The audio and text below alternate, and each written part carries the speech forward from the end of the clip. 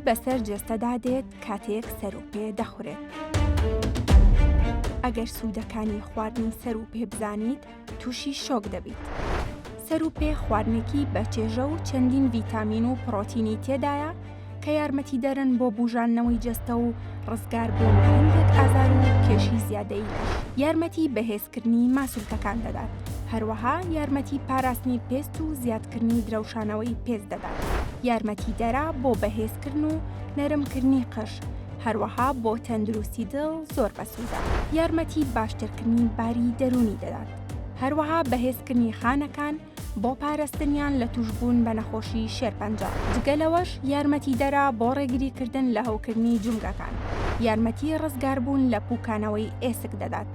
هەروەها ڕێگرا لە لەبارچوون لە ژنانی دووگیاندا و یارمەتی بەهێزکردنی کۆرپە و گەشەکردنی دەدات.